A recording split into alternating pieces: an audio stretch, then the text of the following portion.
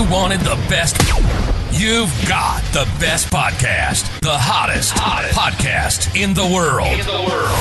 The Chris Voss Show, the preeminent podcast with guests so smart you may experience serious brain bleed. The CEOs, authors, thought leaders, visionaries, and motivators. Get ready. Strap yourself in. Keep your hands, arms, and legs inside the vehicle at all times, because you're about to go on a monster education roller coaster with your brain.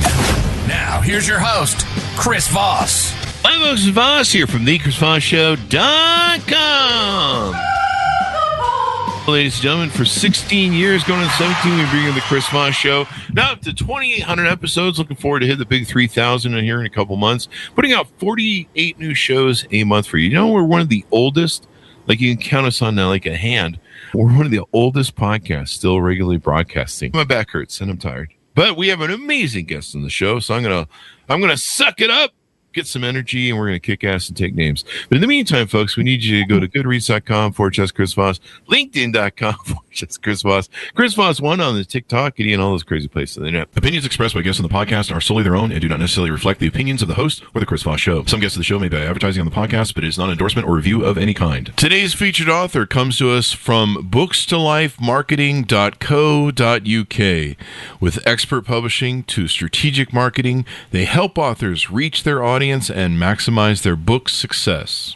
She is the author of the book to come out August 10th, 2021, called 5 Birdies by Dr. Rosie Bumgardner. We're going to get into it with her and find out some of the deets and some of her experience, some of the ways she helps make people's lives better, and she can help you make yours better too. I've seen some of you guys' lives. You need some help out there. I need some help out there. I think we all need help, really, at this point. Dr. Rosie Bumgardner is a former school teacher with 35 years. Wow. Of dedicated service to the field of education. She must really enjoy educating, because I've seen some of those kids. No, I'm just kidding. She holds a bachelor's degree in English, a master's degree in school administration, and a doctorate degree in organizational leadership. As a child, Rosie did what was available in the house with plenty of books. Her parents made sure there were always books in the house as they emphasized the importance of education. Additionally, growing up in South Texas, where the temperature in the summer can raise well above 100 degrees, she and her brother would walk to the library to stay cool in the air-conditioned building. These two combined helped nurture a love of reading, hence her desire to become a teacher, understanding the importance of early literacy and keeping children engaged and interested in reading through fun and interactive stories. Her children's book, 5 Birdies, is inspired by a bedtime game she played with her daughter, Jenny, when she was little. Welcome to the show, Doctor. How are you? I'm doing well, thank you. And Rosie, do you want me to call you Doctor or Rosie through the show? Doctor's always... Rosie. Rosie's fine. Okay, because if I call you Doctor, then I have to ask you if this thing on my arm is infected. No, I'm just Doctor joke. I can't help you there. I'm sorry. Call me Doctor joke. You know, it's turning green and pussing. I'm sure it'll be fine. I'll put a little Neosporin on it. So give us .com's website, social media. Where do you want people to find out more about you on the interwebs? First of all, Instagram, Rosie.Bumgardner. You can find me there. Facebook, same name, Rosie Bumgardner.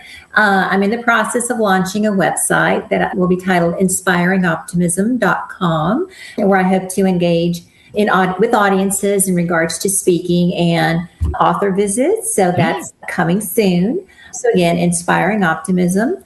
And I do run a home bakery also. So harvestbakery.org is another thing I do. So a couple of different ways that you can find me. And LinkedIn, definitely LinkedIn, Rosie.Bumgardner. You can find me there as well. So what kind of bakery goods do you? Please. What kind of bakery goods do you make? I'm kind of hungry right now, I think. They're delicious. They're seasonal. Whatever's in season at the time. Right now, it's all Valentine's for the most part. Right. So, yes. Anything with sugar in it usually is good for me. Let's get into your book. Give us a 30,000 overview. What's inside it? It's an adorable children's picture book called 5 Birdies. And the history behind the making of the book is my daughter and I used to play a game when she was little. As a school teacher, I was predominantly a middle school teacher. And unfortunately, it always broke my heart when I would, come across children who at middle school we're still not able to read well or comprehend what they're reading. And so I was literally reading to my daughter when I was carrying her in the womb. And as soon as she was born, we were all reading to her because I was determined that she was going to be a reader when she started school, and she was. And so, like parents typically will read a story to their child when they're going to bed, we would do that, of course. But other times, instead of reading a story, I tell her, okay, sweetie, tonight we're going to make up a story. And she'd get all excited. And I'd ask her, okay, who do you want the characters to be? Because I wanted her to know what the word characters meant. So I'm teaching her literary elements as a toddler. That's and brilliant. So I'd explain what I meant by that. And I'd say, okay, who are the characters? Who's in the story? And she said, 5 birdies. I'm like, okay. So then I'd ask her, what's the setting of the story? And again, I wanted her to know what the word setting meant. So then I'd ask, where are they? And she said, they're in the park. Okay. So therein began the beginnings of the story of these 5 birds that go on an adventure to the park and encounter all kinds of wonderful things. So that is how the story came to life. 5 birdies. Yes. And they're all different colors. What is the setting behind that? The thing is, because I moved so much in my life due to my husband's military obligations, I always, I tend to grow where I'm planted. So I go to a new school. They needed an English teacher. I was an English teacher. They needed a gifted ed teacher. I became a gifted ed teacher. And so having that experience as a gifted ed teacher, where we work with children, all children are extremely bright. And with gifted children, it's extremely important that we keep them engaged, not just gifted children, all children for that matter. And so I wanted to create a story that children are not just sitting down listening. That's beautiful. Yes, you're exposing them to literature, you're exposing them to reading. That being said, when you can make the story interactive and actively engage them, it becomes a game, it becomes joyful, it becomes happy. And that's what we want children to experience when they read, so they develop a love of reading. So I wanted to create a story where each little bird arrives to the park. And yes, there's 5 birdies. She chose the colors. She wanted a red birdie, a green birdie, a blue birdie. And so I had to then do some research. Okay, what's a blue bird? A bluejay. Okay, what's a green bird? Oh, there's a parrot. And what's a yellow bird? Oh, there's a canary. So that's how those colors came to be. And so there's 5 little birds of those 5 different colors. And the interactive component of that is when one little bird gets to the park, let's say Carl the cardinal, the red cardinal, gets to the park. He sees something that's the same color that he is. And he'll say, in the story, he'll ask, hey, that swing is red, just like me. Do you see something else that's red, just like me? And so my daughter would be searching, and there's a red ladybug. But it doesn't end there. After she would find that other thing that was the same color as the bird, and the swing in this case, she'd run around all over the house looking for things that were red. She'd go into her drawers and pick out a red sock. She'd go in the kitchen and pick up a red plate. She'd go into the living room and get a red ball. So every little bird is like that. You have Carl, the red cardinal, Connie, the yellow canary, Patsy, the green parrot, Buster, the bluejay, and then Oscar, the orange oriole. So they each get to the park, they see something that's the same color they are, and they'll ask you, what else do you see that's orange, that's red, that's blue? And there's something hidden in there. It's not really hidden, but it's there.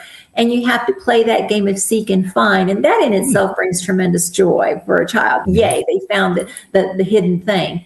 And then the part of playing, what else do you find that's the same color? So the story, if just read, will last all of 5-8 minutes. But if you make it this fun, interactive game that you play with children, it keeps them engaged. It becomes a game. They love the interaction. You're building strong relationships with your children.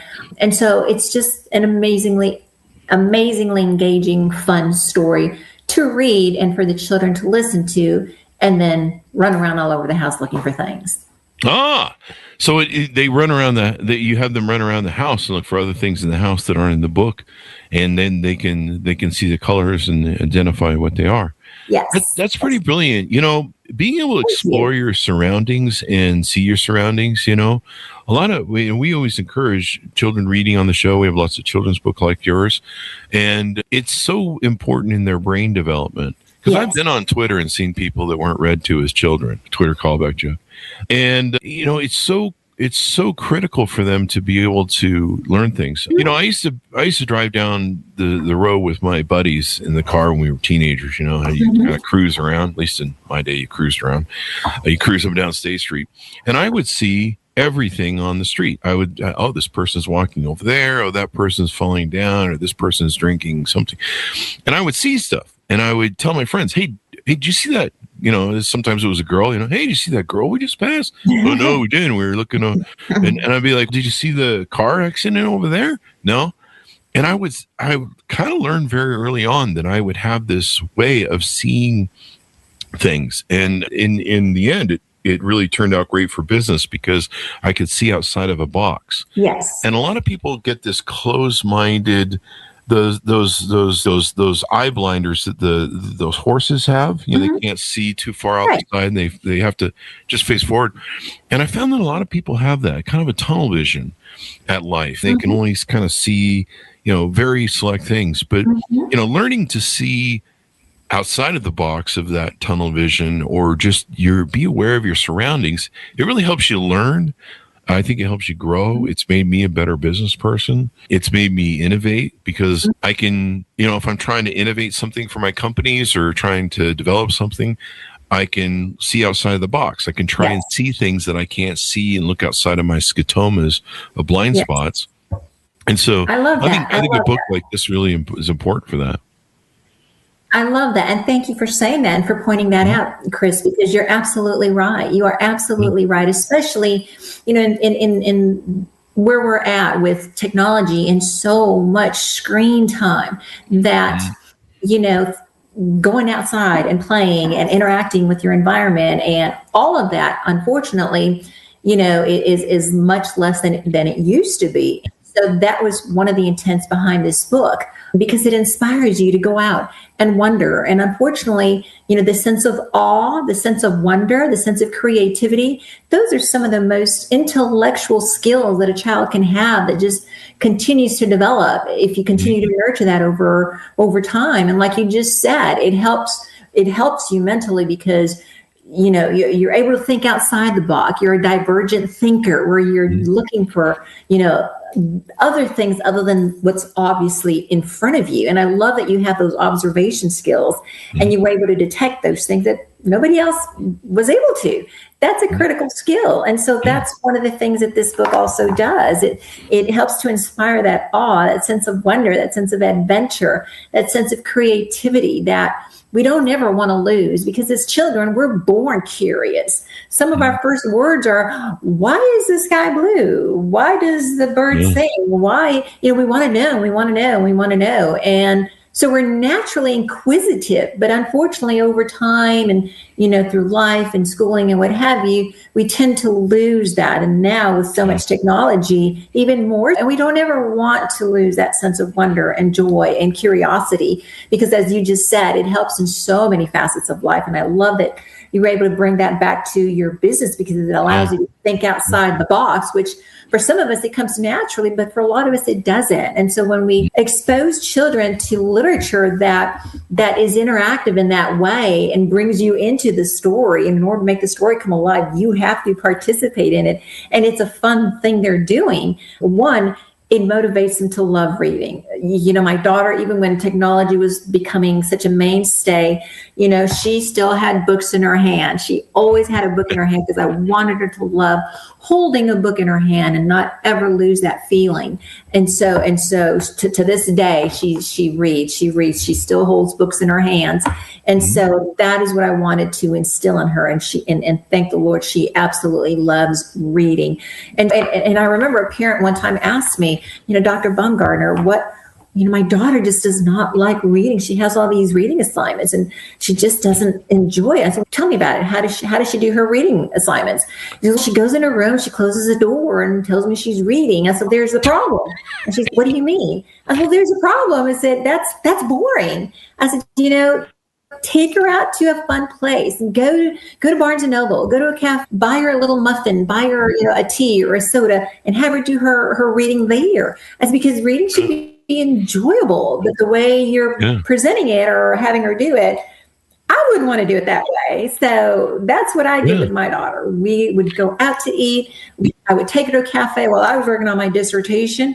She'd bring her books with her, and we're enjoying, brunch. While I'm writing and researching, she's reading and doing her homework. But we're enjoying brunch at the same time. Yeah. So again, reading should be fun. And that was the whole intent behind this book, is to create something that was going to be fun and enjoyable, to motivate children to stay curious, stay adventurous, love reading, and continue to enjoy books. So definitely what you just said was spot on. We want to make sure we think outside the box, encourage that divergent thinking that, sees beyond the obvious. And to look around and question your surroundings. You made a great point earlier where you said that, children are naturally curious. We seem to lose that when we become adults. We become this, I always think of there was the Pink Floyd video, We Don't Need No Education.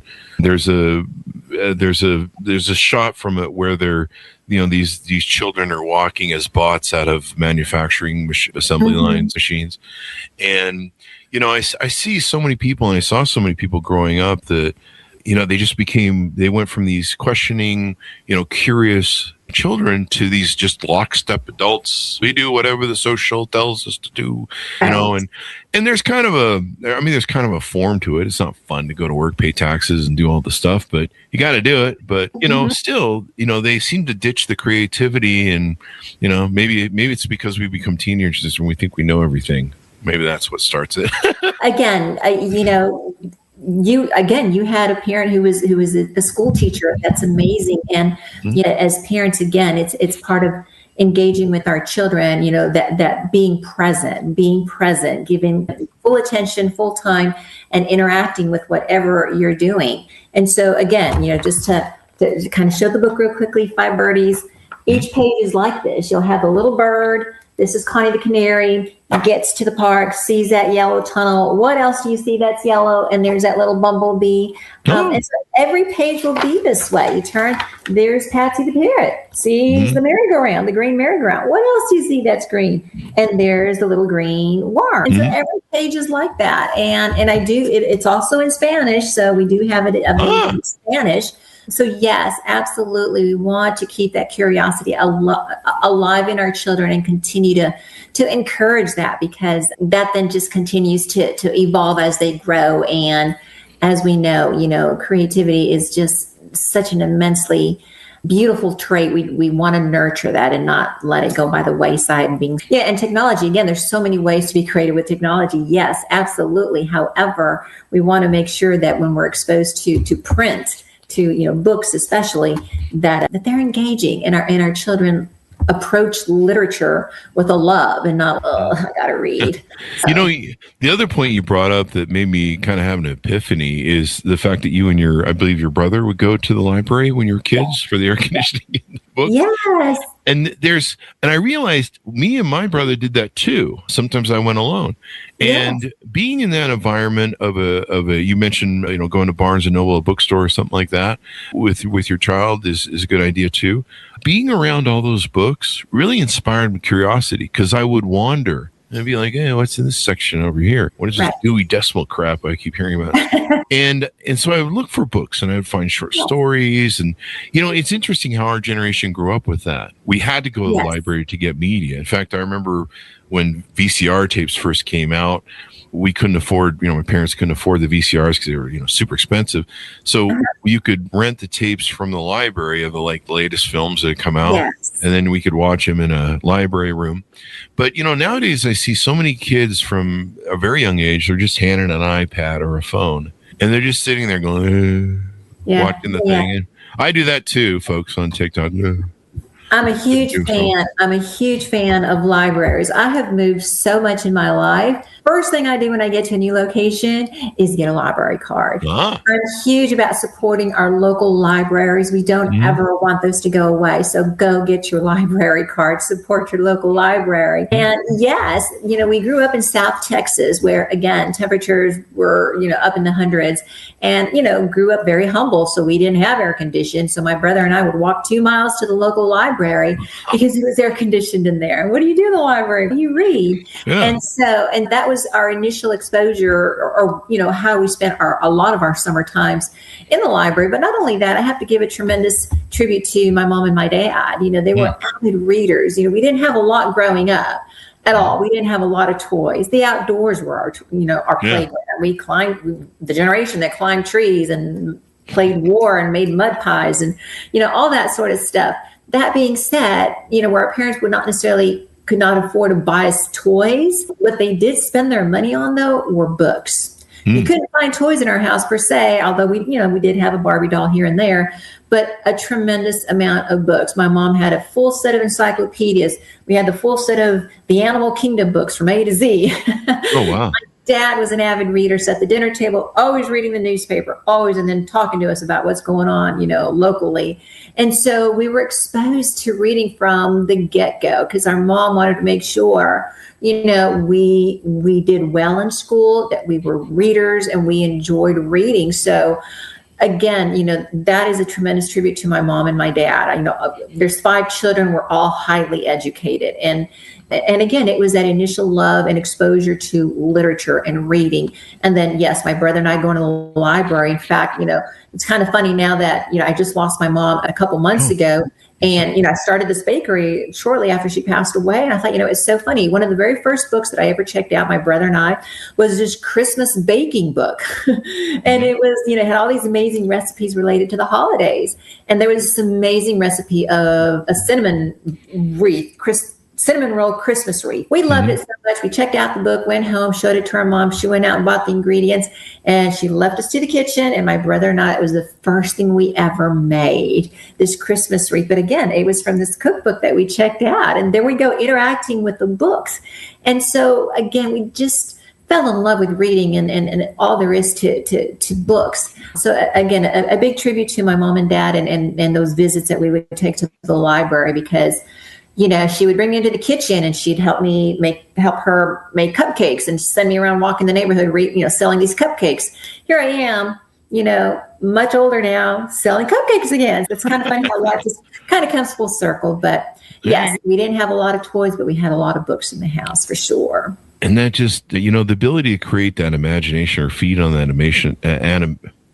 imagination that young children have, and they like animation too. They're great to comics. What was the things we used to watch during the Sunday? I don't remember the comics. What were the Sunday cartoons? That's what the cartoons. Yes, I'm old. I've forgotten what cartoons are, evidently. But anyway, I can still remember Pepe Le Pew because girls treat me the same when I ask them out. Anyway, ew. Gross. Anyway, with the books, I mean, just the insight of developing children's imagination is so important, and feeding that. And I'm as guilty as anyone at watching YouTube or TikTok. You can throw rocks at me for being a hypocrite, but I think it's so important for children not to have that delulu moment where they're just watching whatever's being fed to them on YouTube or the image of the phone. The other thing is we've had scientists on the show that have talked about how the 2-dimensional format of the phone, screens, social media really mucks with our brain, really designed to get 3-dimensional information. When I'm sitting across from you in person, I can, I get all these different signals from you or information from you. You're smiling, how you're sitting, your posture, your eyes, and if you're looking at me, you're looking away. There's a million things, and our brains are so used to compiling that data and using it. But with 2-dimension, we don't have that because we lose that third dimension. And so it really mucks with our brains. And with books like yours, where you're encouraging them not only to read, but to get outside of the book and to look around their world, that just helps develop that imagination so much more, I think. Absolutely. Absolutely does. I could not agree with you even more. That is so true. And you're right. There's something about your hands, doing things with your hands, creating with your hands, that kinesthetic learning. I used to teach study skills also once upon a time. So, and I taught children, to discover what their strength was, whether they're auditory learners, visual learners, kinesthetic learners. And honestly, the best exposure the best way to learn is all the above. And so with this book, again, I wanted you to be kinesthetic about it, hold it, run around, point, and then the visual, the amazing colors of these 5 little birds, the auditory, obviously listening to the story be read to you. So it touches upon everything. I remember, again, another parent telling me, Dr. Bumgardner, my child knows he needs to study, but he just doesn't know how to study. I said, okay, let's talk about this. And so then I'd go into, making those index cards, that repetition, that saying it out loud, touch on the auditory, the visual, the kinesthetic. And so this book does that. It touches on all of those things. We want to make sure, as you just mentioned, some of the guests that you've had, nothing can take away from that interactive experience. We're a touchy-feely people. We have those 5 senses, and you want to appeal to that versus just the visual. And so that is ultimately, I think, the most enjoyable experience is when you can engage all of your senses in something. So let's talk about some of the offerings you're going to have on your website, some of the things you're going to do there, and tease those out. Yeah. Go ahead. Absolutely. Like I said, it's going to be inspiringoptimism.com. As someone who, again, bachelor's in language arts, a master's in educational administration, and then a PhD in educational or in organizational leadership, I feel, there's still so much that I want to say. Retiring doesn't necessarily mean we stop. Again, I'm so anti doing that. I want to share all of those experiences and what I've learned about keeping children resilient. One of the things I'm the most proud of as an educator is, in 35 years of being in education, I've sent 3 students to the office, only 3 in 35 years. Oh, really? When I was a vice principal, I remember sometimes I'd get, a teacher send me 3 a day or 10 a week. And I've had 3 in 35 years. And granted, children are different these days. I understand that. But it's about building that relationship with that child and engaging and helping them feel, noticed and worthy and valued. And, I'm happy that you're here, even the most challenging of children. And so I want to be able to share some of what I've learned through my research working on my dissertation. My whole dissertation is about, overcoming challenge. I interviewed Hispanic women who achieved degrees because at the time, Hispanics were the least educated. I remember sitting in one of my initial doctorate level classes, and the professor outright saying, at this level, you won't find Hispanics. And I'm like, what? But I'm Hispanic. So I raised my hand, like, wow. I'm here.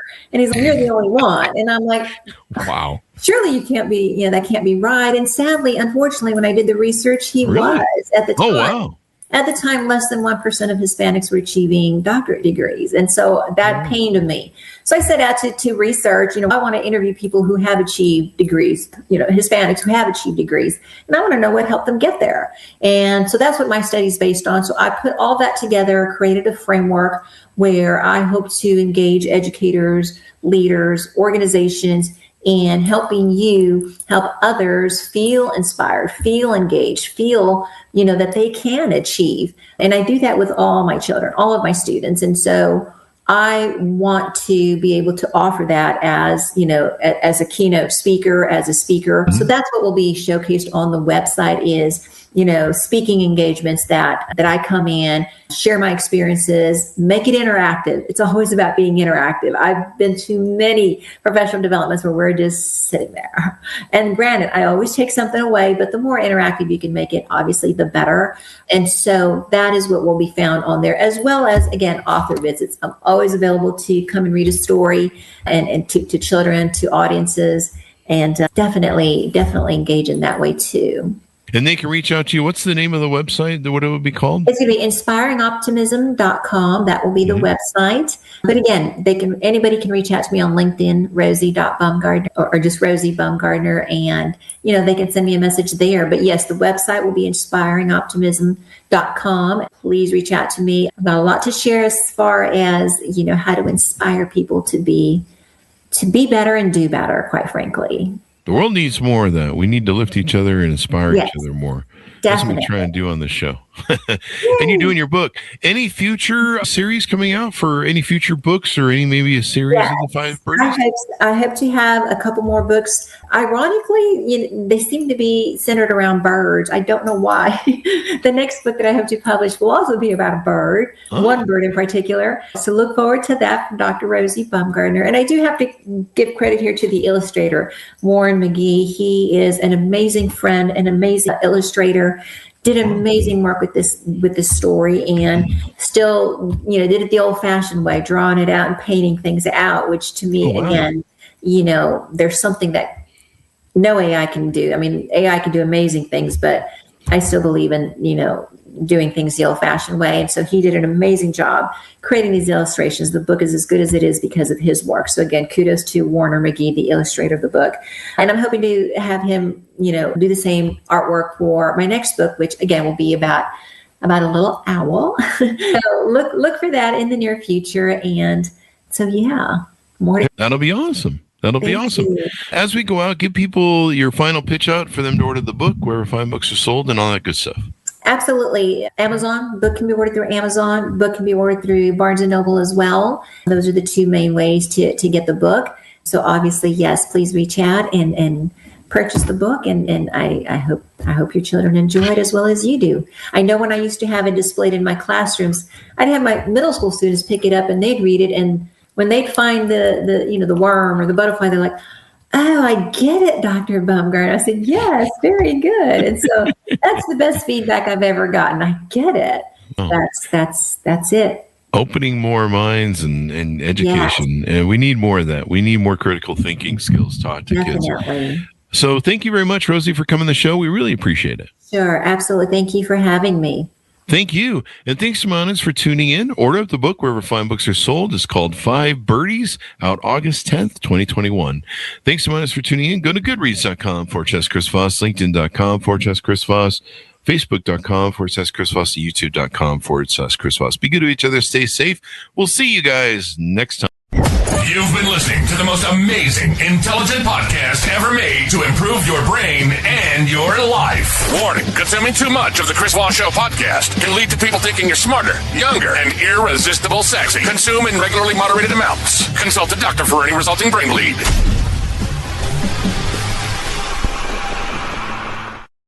All right, Rosie, great show.